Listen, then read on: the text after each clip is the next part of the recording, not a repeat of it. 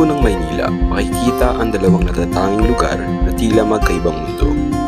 Ang luntiang Arroceros Forest Park at ang makasaysayang Intramuros. Sa aming paglalakbay, tuklasin natin ang koneksyon ng kalikasan at kasaysayan sa lungsod. Mahigit 3,000 puno ang nagbibigay lilim at buhay dito. Ang bawat sanga at dahon ay saksi sa patuloy na paglaban upang mapanatili ang isang piraso ng kalikasan sa lumalawak na lungsod.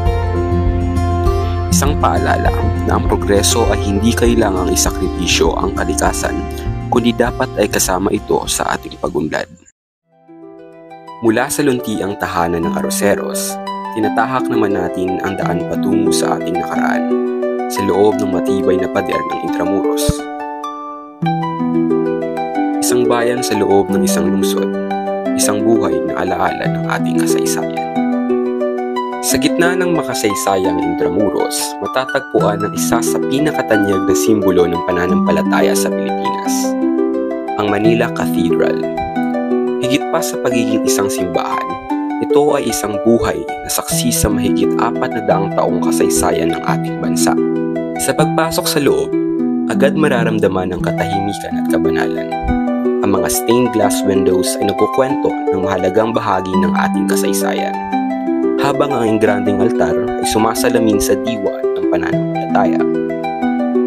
Hanggang ngayon, ang Manila Cathedral ay nananatiling pangunahing dambana sa bansa, pinagdarausan ng mahalagang seremonya at pagbisita ng Santo Papa. Isa itong paalala na sa kabila ng pagbabago ng panahon, ang ating kultura at pananampalataya ay patuloy na nananatili at nagiging gabay sa ating kinabukasan.